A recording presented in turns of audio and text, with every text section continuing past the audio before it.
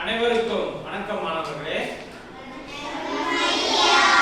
இன்று நம்ம என்ன தலைப்பு கீழே பார்க்க போறோம் அப்படின்னா கரிகாலன் கட்டிய கல்லணை அப்படின்னு. சரியா? அதாவது உங்களுக்கு ஏதாவது ஐடியா இருக்கா கரிகாலன் அப்படிங்கிறது யார் அப்படின்னு? ஏதாவது ஐடியா இருக்கா? சொல்லுங்க. Very good. அரசன், ராஜா, அரசன் எல்லாம் ஒண்ணுதான். சரி. சோ அவர் ஒரு அரசன் அப்படின்னு சொல்ல வரீங்க. ஏன்னா உங்களுடைய அந்த பாடம் கொடுத்திருக்கக்கூடிய அந்த பக்கத்துல அவர் ஒரு கம்பீரமாக அந்த அரசருடைய உடை அணிந்து இருக்கிறார் அப்படிங்கிறது நன்றாக தெரிய வருகிறது. சரியா? அதனால நீங்க என்ன சொல்றீங்க? பார்த்த உடனே அரசர் அப்படின்னு சொல்றீங்க. சரி.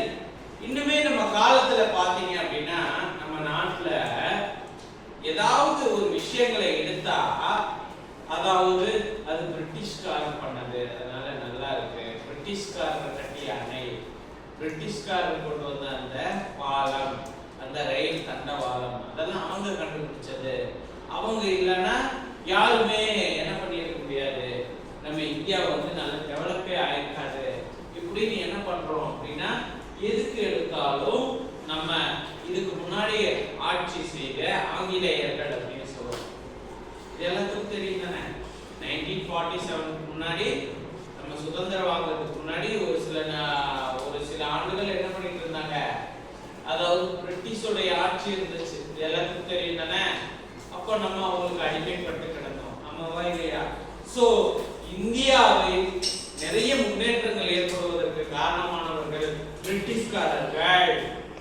அவர்கள் தான் இந்தியாவிலே நிறைய வளங்களை கொண்டு வந்தவர்கள் அப்படின்னு என்ன பண்ணோம் நிறைய பேர் சொல்லிட்டு இருந்தாங்க. எஜுகேஷன், இந்த கல்வி அப்படிங்கறதையே அதாவது ஆங்கிலேயர்கள் தான் கொண்டு வந்தார்கள். அதனாலதான் நம்ம எல்லாம் படிக்கணும், இன்னாடி நம்ம எல்லாம் படிக்காமலேயே இருக்கிறோம் அப்படிங்கிற விஷயங்களை சொல்றாங்க. சோ அப்படி அது உண்மையா? பிரிட்டிஷ்காரர்கள் ஆங்கிலேயர்கள் அவர்கள் இல்லைன்னா நம்ம எல்லாம் படிச்சிருக்க மாட்டோமா? ட்ரெயின் கண்டுபிடிக்கப்பட்டிருக்காதா? நல்ல சாலைகள் உருவாக்கி இருக்க மாட்டோமா? நல்ல தரமான பாலங்கள் நம்ம அமைத்திருக்க மாட்டோமா? நிறைய அணைகளை கட்டி இருக்க மாட்டோமா? ஆமாவா இல்லையா? கட்டி இருக்கோமா இல்லையா? சொல்லுங்க. சரி, ஏன் எல்லாம் அப்படி சொல்றாங்க?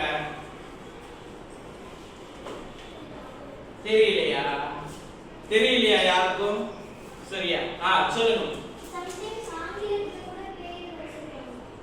ஆங்கிலத்துல பெயர் வச்சிருக்காங்க. சரி, ஆமா, ஆங்கிலேயர்கள் கண்டுபிடிச்சதுக்கு ஆங்கிலேயர்கள் பெயர் வச்சிருக்காங்க. ஆங்கிலேயர்களை ஏன் நம்ம எல்லாம் அறிவாளிகள் அப்படின்னு நம்ம சொல்றோம்? இது ஒரு அருமையான பதிலா இருக்கு. எல்லாம் நல்லா கிளாப் பண்ணுங்க.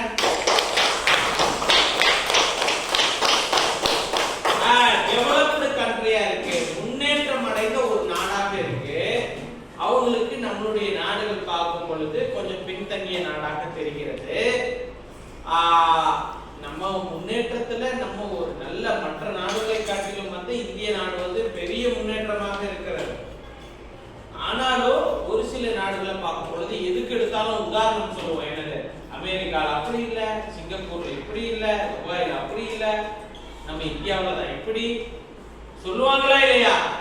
ஆமா, எல்லாமே சொல்லுவாங்க. ஒரு படத்துல கூட வரும், துபாயில பாத்தீங்கன்னா தார் ரோட்லயே சோத்தை போட்டு நல்லா குழம்பு ஊத்தி நல்லா குழச்சி அடிச்சு சாப்பிடலாம், அது போல ரோடு கண்ணாடி போல இருக்கும் அப்படின்னு சொல்லுவாங்க. கேள்விப்பட்டிருக்கீங்களா?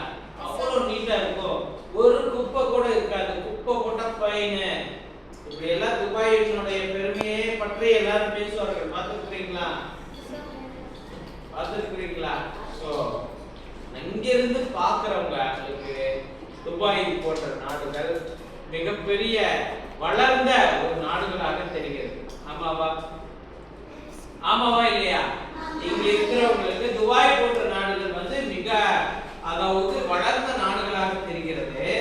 அதனால நம்ம என்ன பண்றோம், எதுக்கு எடுத்தாலும் வெளிநாடுகளோட ஒப்பிடுகின்றோம். சரியா? அங்க இருக்கிறவங்க எல்லாம் அப்படி, இந்தியா இப்படிதான் அப்படி. ஆனால் உங்களுக்கு எல்லாம் ஒன்று தெரியுமா? வெளிநாடுகள்ல இந்தியர்களை தான் என்ன பண்றாங்க அது அப்படின்னா அதிகப்படியா வேலை. இங்கிருந்து எத்தனையோ பேர் வெளிநாடுகளுக்கு வேலைக்கு போறாங்களா? வேலைக்கு போறாங்க. இந்தியர்கள் என்றாலே அவர்களுக்கு ஒரு தனி மரியாதை இருக்கு. அது மட்டும் இல்லாம அவர்கள் சிறந்த அறிவாளிகள், நல்ல வேலை பார்க்கறவங்க அப்படிங்கிற ஒரு நல்ல பெயரோடும் அவர்களுக்கு இருக்கு. புரியுதுங்களா? சோ இந்தியர்கள் என்றால் மதிப்பு இருக்கு, மரியாதையும் இருக்கு, எல்லாமே இருக்கு. ஆமாவா இல்லையா? சோ இங்கிருந்து வெளிநாடுகள்ல இருந்த யாராச்சும் ஸ்டூடெண்ட்ஸ் இருக்கிறீங்களா? எந்த எந்த நாட்டுல இருக்கீங்க? ஜெர்மன்ல இருக்கீங்க. அப்போ ஜெர்மன்ல வந்து எப்படி உங்க பேரண்ட்ஸ் அவங்க எல்லாத்தையும் எப்படி ட்ரீட் பண்ணாங்க? நார்மலா இருக்கும். இருந்தாலும் கூட